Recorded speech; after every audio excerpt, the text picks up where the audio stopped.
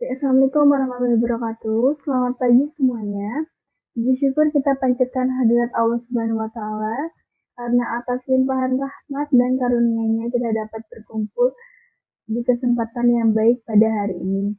Jadi pada hari ini kita akan belajar terkait topik yang sangat penting dan sangat relevan di kehidupan sehari-hari kita, yaitu ketenagakerjaan. Di mana ketenagakerjaan ini tidak hanya menjadi kunci dalam mendukung perekonomian negara, tetapi juga merupakan aspek penting dalam membangun diri setiap individu. Nah, melalui media pembelajaran ini kita akan belajar tentang tenaga kerjaan, pengertian ketenaga kerjaan, jenis-jenis tenaga kerja, macam-macam tenaga kerja, upah, buruh, dan pengangguran. Oke, next kita akan masuk ke pengertian ketenaga kerjaan, yaitu segala hal yang berhubungan dengan tenaga kerja pada waktu sebelum, selama, dan sesudah masa kerja. Yang kedua, tenaga kerja yaitu orang yang mampu melakukan pekerjaan guna menghasilkan barang atau jasa untuk memenuhi kebutuhan sendiri maupun masyarakat. Nah, jadi di tenaga kerja ini seluruh jumlah penduduk yang dianggap dapat bekerja dan sanggup bekerja jika tidak ada permintaan kerja. Menurut Undang-Undang Tenaga Kerja, mereka dikelompokkan sebagai tenaga kerja, yaitu mereka yang berusia 15 tahun sampai dengan 64 tahun. Artinya bukan tenaga kerja. Nah, di bukan tenaga kerja ini yaitu merupakan orang yang dianggap tidak mampu dan tidak mau bekerja meskipun ada permintaan kerja. Jadi, menurut Undang-Undang Nomor 13 tahun 2003, mereka adalah penduduk di luar usia, yaitu mereka yang berusia di bawah 15 tahun dan di atas 64 tahun. Contohnya seperti para pensiunan, para lansia atau lanjut usia, dan anak-anak. Yang tiga, pengertian angkatan kerja, yaitu penduduk usia kerja dari umur 15 tahun sampai 64 tahun yang bekerja atau mempunyai pekerjaan namun sementara tidak bekerja dan pengangguran. Yang terakhir yaitu bukan angkatan kerja, di mana orang yang berumur di atas 10 tahun dan kegiatannya hanya bersekolah, mengurus rumah tangga, dan lain-lain. Contohnya dari bukan angkatan kerja ini yaitu anak-anak, mahasiswa-mahasiswi, ibu rumah tangga, dan orang cacat. Oke, kita lanjut ke jenis-jenis tenaga kerja. Jenis tenaga kerja ini dibagi menjadi tiga, yaitu berdasarkan sifat kerjanya, berdasarkan keahliannya, berdasarkan hubungannya dengan proses produksi. Kita masuk ke yang pertama terlebih dahulu, yaitu tenaga kerja jasmani. Nah, di tenaga kerja jasmani ini, tenaga kerja yang cenderung menggunakan kekuatan fisik selama kegiatan produksi berlangsung. Jadi sebutannya dari tenaga kerja jasmani ini yaitu pekerjaan profesional. Contohnya seperti kuli bangunan, buruh angkut, dan petani.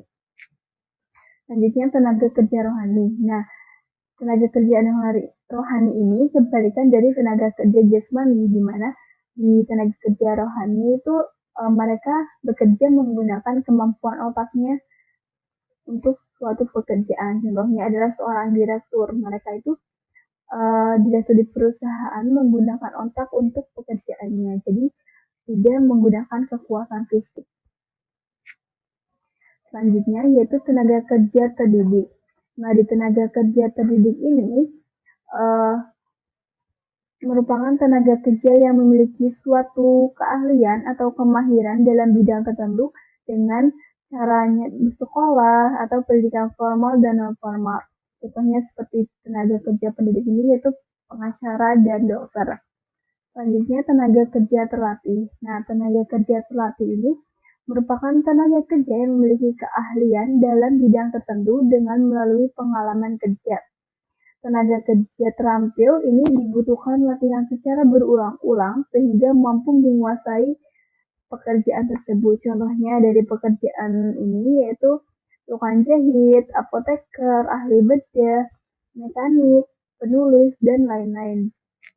Selanjutnya tenaga kerja tidak terdidik dan tidak terlatih.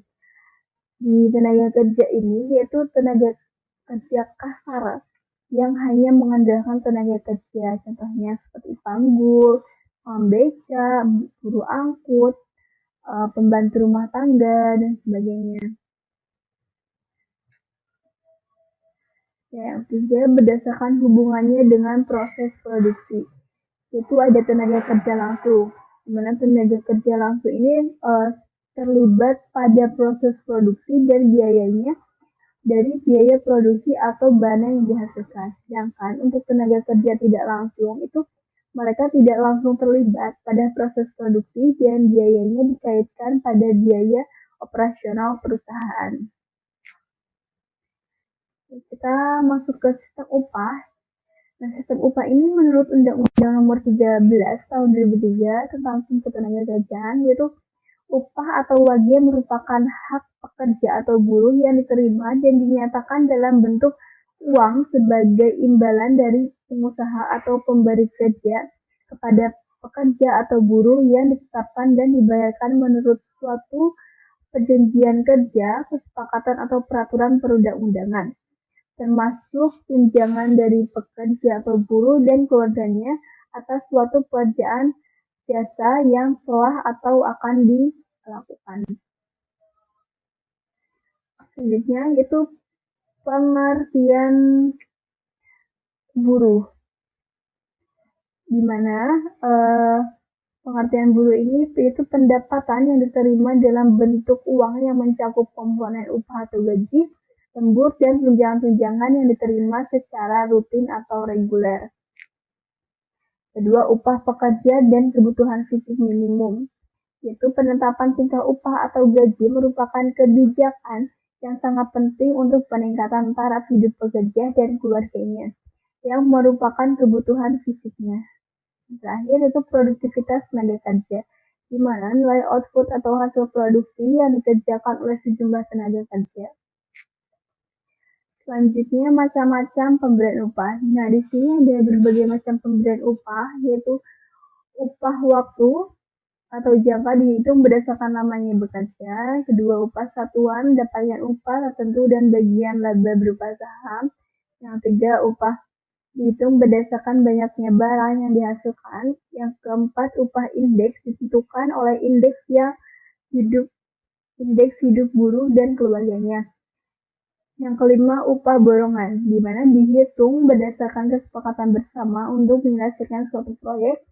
Yang keenam, upah partisipasi, yaitu buruh mendapat upah tertentu dan bagian laba. Yang terakhir yaitu upah skala berubah, di mana upah buruh tergantung hasil penjualan perusahaan terlebih dahulu ditentukan upah minimalnya. Ya, selanjutnya kita masuk ke pengangguran. Ya, pengertian pengangguran yaitu penduduk yang tidak bekerja tetapi sedang mencari pekerjaan atau mempersiapkan suatu usaha, atau penduduk yang tidak mencari pekerjaan karena merasa tidak mungkin mendapatkan pekerjaan, atau penduduk yang tidak mencari pekerjaan karena sudah diterima bekerja atau mempunyai pekerjaan tetapi belum mulai bekerja.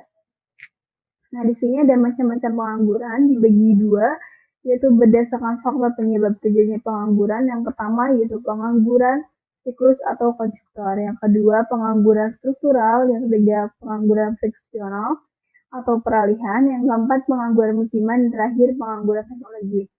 Yang kedua berdasarkan lama waktu bekerja pengangguran, itu pertama ada pengangguran terbuka, kedua setengah menganggur, dan yang terakhir pengangguran terselubung.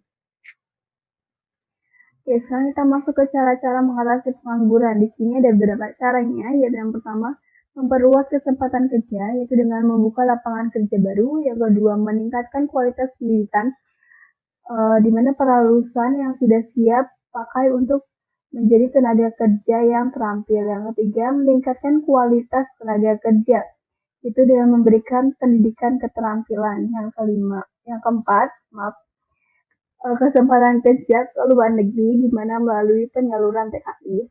Yang kelima, mendorong tumbuh berkembangnya usaha atau industri rumah tangga. Dan yang terakhir, memberikan peranan KB untuk menekan laju pertumbuhan penduduk. Oke, Demikianlah pembahasan kita mengenai ketenagakerjaan. Melalui media pembelajaran ini diharapkan kita semua dapat lebih memahami pentingnya ketenagakerjaan dan bagaimana kita dapat mempersiapkan diri untuk menjadi tenaga kerja kompeten dan profesional. Ingatlah bahwa dunia tidak hanya tentang mendapatkan pekerjaan, tapi juga tentang bagaimana kita akan memberikan kontribusi terbaik bagi diri sendiri, perusahaan, dan masyarakat. Ya, terima kasih atas perhatiannya. Semoga materi yang telah disampaikan dapat bermanfaat dan menjadi bekal berharga dalam perjalanan karir kita pada depannya. Wassalamualaikum warahmatullahi wabarakatuh.